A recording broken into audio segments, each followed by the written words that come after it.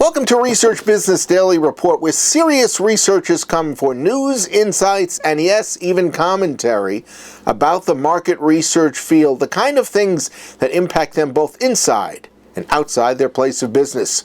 On RBDR today, news concerning jobs that were landed by 2016 college graduates. And, to not any surprise to myself, one is in the research field. Followed by 4 ways that survey call centers, according to Voxco, are adapting to new TCPA regulations and challenges.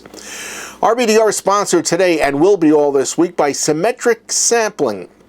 It's a division of Decision Analyst that is providing sampling services to companies that place a very high value on representative samples, scientific sampling methods, and advanced fraud detection systems. You can learn a lot more and things that will be of great value to you by visiting symmetricsampling.com. Trends are changing all the while around us all the time, but one seems to have really hung tough around the world for about a half a decade. The National Association of Colleges and Employers is out with its job report for 2016 college graduates. 5.2% more of them found the job coming right out of school this year than in 2015. And among the most popular entry-level jobs, in fact, number 3 on the tote board, is the position of business analyst. Median salary for this starting position is $59,000. Tell that to a high schooler as an expectation they can have coming out of college, and watch how wide and large their eyes become. This continues a 5-year trend that I've spotted in survey after survey from around the world.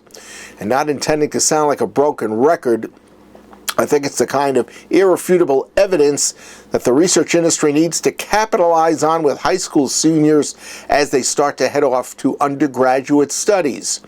There are great research opportunities for these young people, but we have to do a much better job of putting the spotlight on those opportunities and situations. Moving on, we've previously reported the impact of TCPA regulations that put the screws, I think, to survey researchers as they reach out to mobile phone owners.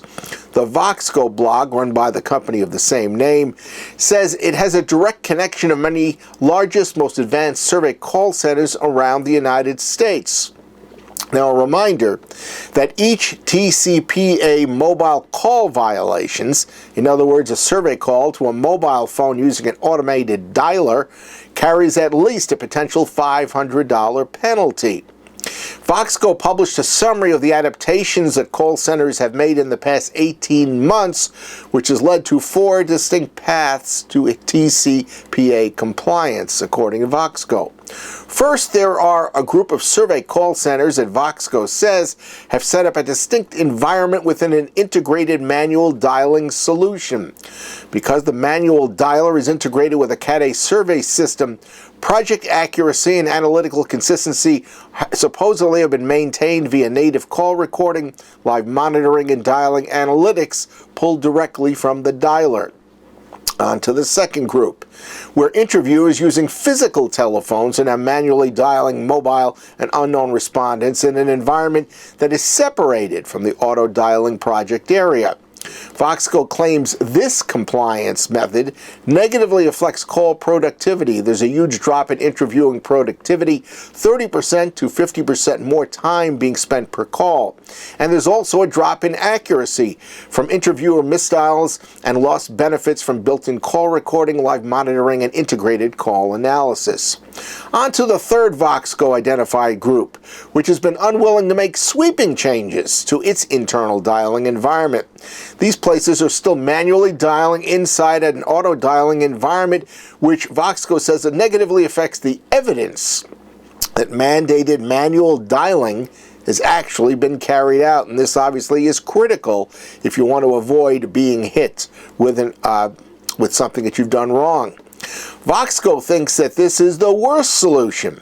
It has lost productivity from dialing paired with inability to prove TCPA compliance. And Voxco said, surprise, both to them and to me, a fourth group that is taking a so-called wait-and-see approach. I don't know what they're waiting to find out. It is making no concrete changes to the way it operates before TCPA, and it's experiencing a drop in revenues and retaining old ways of auto-dialing and accepting some risk.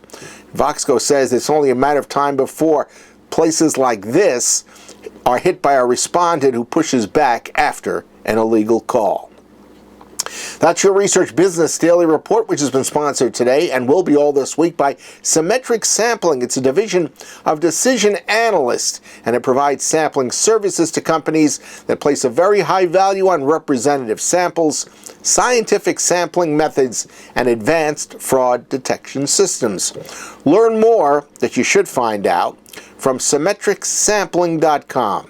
And by the way, decision analyst Jerry Thomas, he's the president of the company, wrote a clean and pure sampling blog last week, and I found it worth a Google search because it has a really good comprehensive review of top-notch sampling practices. So if you're not crystal clear about those, there's a way to really find out. Have a great research day, and we will see you back here tomorrow.